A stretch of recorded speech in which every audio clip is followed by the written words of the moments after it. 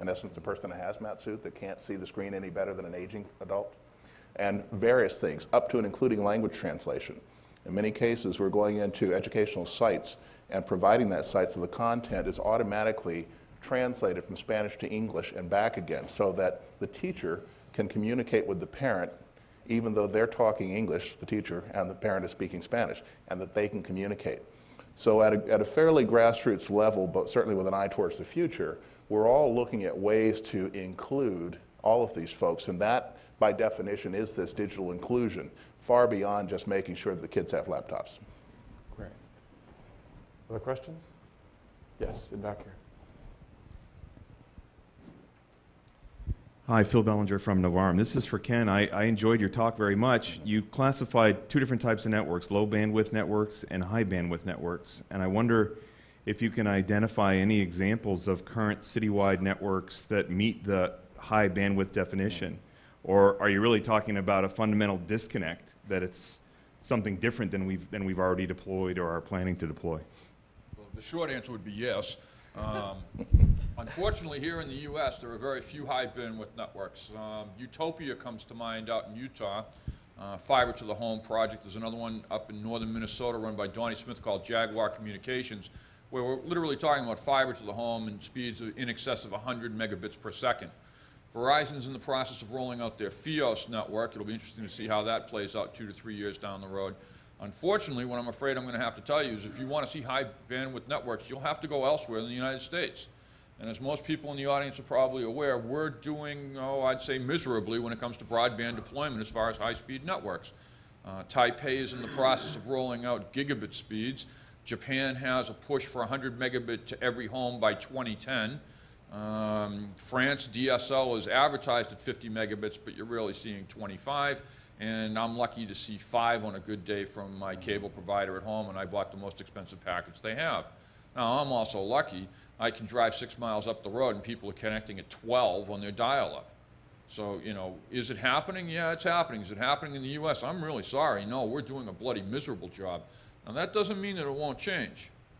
But when you start rolling out a standard Wi-Fi access point, which has perhaps 5 megabits worth of real throughput, and then try to share it among 30 or 40 users, the amount of deliverable bandwidth to each individual end user is quite small. Now, thankfully, that's not what we're talking about here. Things have improved past that, but that's one measure that everybody could, you know, grasp, I guess, easily.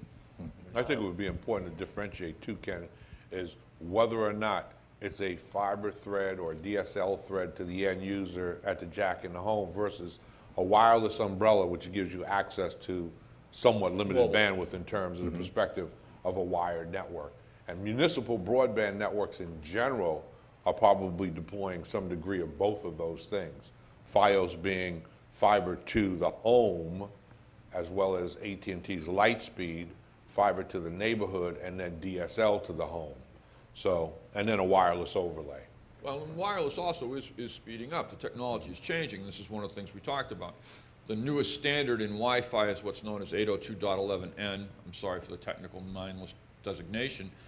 We're actually seeing at very short ranges, meaning 100 feet or maybe under, 125 megabits now being able to be shared by an access point. And those of us that like to get out our soldering irons and take these things apart and play with them to see what we can actually do are suspecting that we'll be able to deliver that 2,000 feet, possibly, maybe a little bit longer, much like we extended the range of Wi-Fi, which is originally supposed to be 1,000 feet, to I know people that are doing 20 miles with it at varying levels of success. What we will see 2-3 years down the road is wireless capable of transmitting to you at 100 megabits plus shared, is my belief. Will we see it next year? Probably not. Will it commercially filter down so that the people that are here, including myself, are talking about it as though it's an absolute? Yeah, I think we'll see that 18 months, 2 years out, maybe a little bit longer on. But what you can do with wireless networks is that there's some municipalities that have a fairly low bandwidth cloud, but then, for instance, for safety applications, when you get close to a police station, once you're within the range of the access points at the police station, much higher bandwidth is available. So you can design it in a way that if you have certain high bandwidth applications you need to be able to see video, for instance, you can structure your cloud in such a way that there are pools where you can have higher bandwidth available. Charles, I think you had a question. Yeah, Charlie Hewitt, City of Providence, but actually my question is a follow-up on some of the references made to other countries. And in fact, I just came back from what was supposed to be a vacation in Malaysia, but turned out to also have a very interesting sidebar. I spent some time with the man who is the director of the program in Malaysia to bring broadband to virtually every citizen of Malaysia over the next decade. It's called the Malaysian Information Communications and Multimedia Services Program.